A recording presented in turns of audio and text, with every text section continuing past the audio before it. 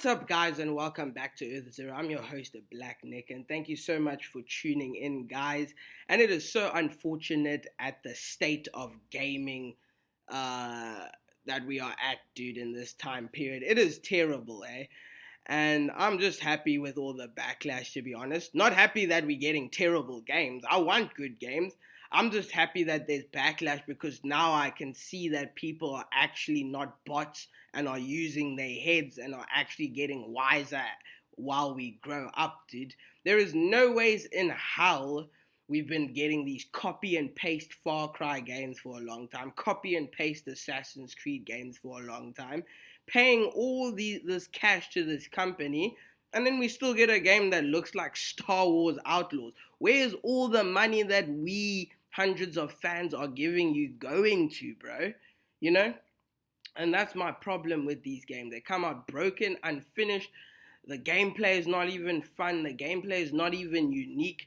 This game doesn't look anything better than previous Star Wars games that I've played, bro. From Unleashed all the way to Jedi Survivor, bro. This does not beat it at any capacity. And they're trying to compare this game to Ghosts of Tsushima. One reviewer saying something about it reminding him of Red Dead Redemption 2. And everyone in the comment section is like, how do you see this, bro?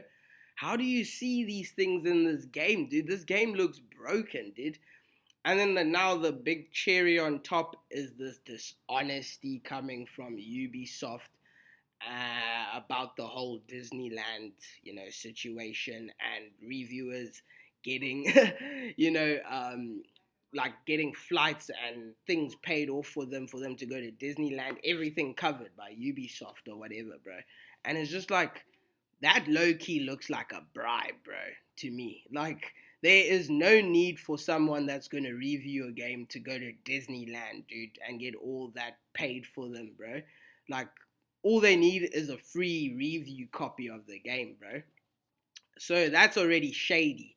And like Asmon Gold said, it's like, it now affects the other companies, because some companies might not even be doing that. They might be actual honest gaming companies, but once one does it, everyone starts to look bad and be thrown into this box of like, what shady stuff are you doing, And after seeing that IGN final preview video and stuff, and them shilling and loving the game and saying the most positive things about this game while showing us broken gameplay in the game, it's just insane, dude, how much dishonesty there is. I do not like IGN at all. And they are also facing a lot of backlash these days for certain things that they do. And they 100% deserve it, bro. IGN has their own agendas and their own things going on in that company. But it's never been about the customer. And IGN's supposed to be an in-between man. They're supposed to have the trust of us first. That's the first thing they're supposed to have. In order for us to listen to them and buy their games and for them to do their job, because they're a media outlet that's supposed to be helping these companies get their games bought. But if people don't trust that IGN, then everything that they say is just going to make things worse for the company that they're trying to sell their game for. And that's why you're getting all these IGN, tons of dislikes on these videos and stuff, and all this backlash and people roasting people and everything, It's because of a dishonest company like IGN, bro. I do not like IGN.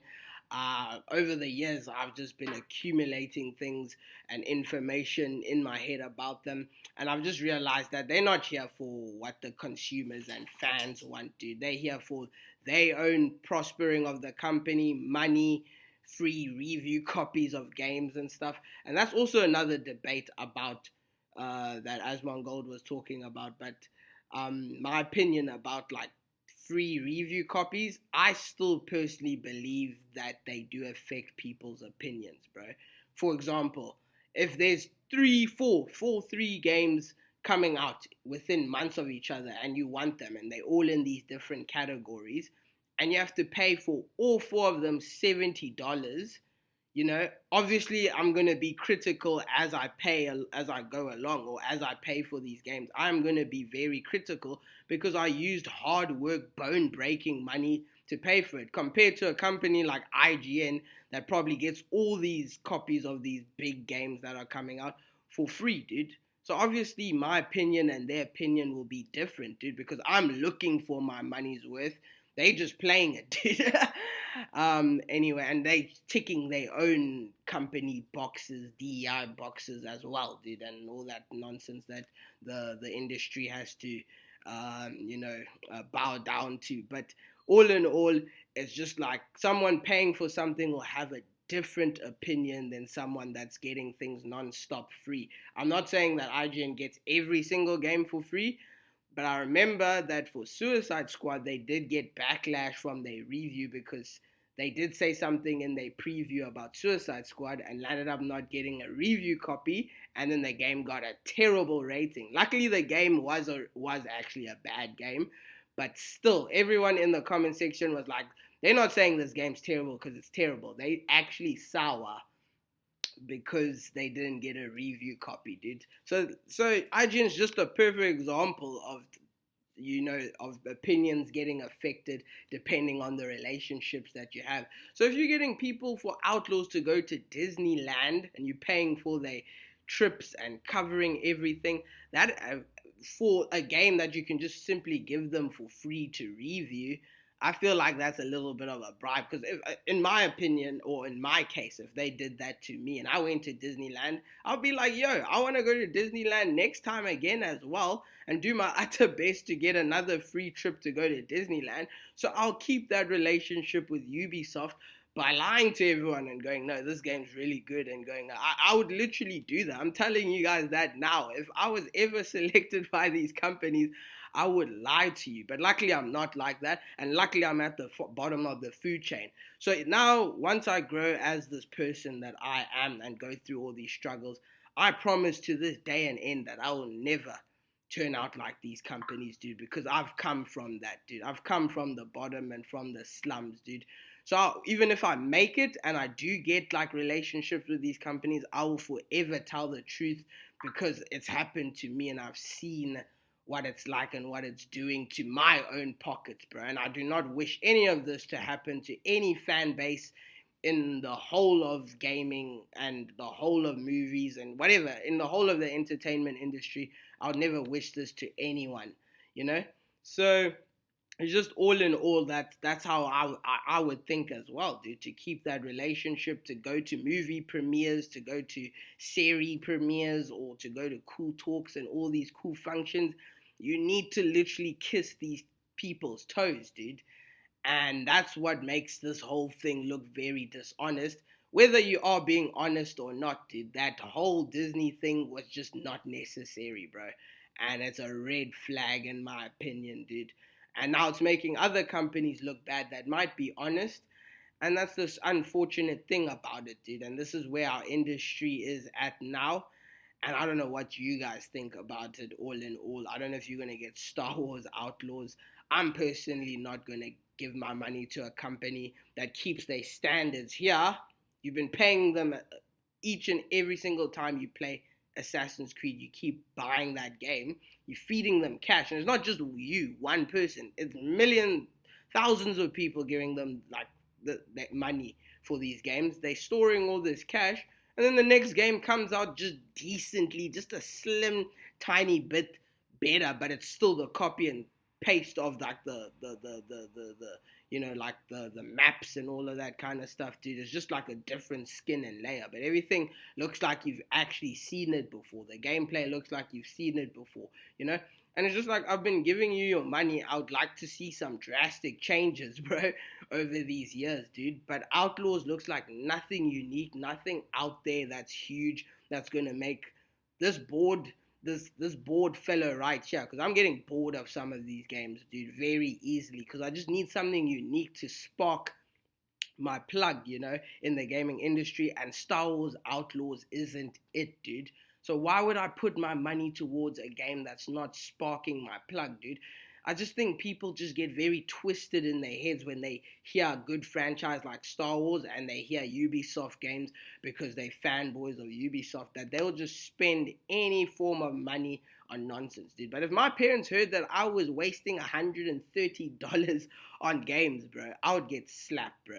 they'll be like, dude, you could help so many people with that. You can help so many family members. You can assist us with certain things around the house, even though I don't stay with them. But I'm just saying, like, they would rather have me saving that money for my future and for my family's sake than wasting it on a game that says Star Wars Outlaws that you're gonna play and probably get bored within the first day of it, dude. So you like sacrifice all that amount of cash for like 1 days of a little bit of fun, bro.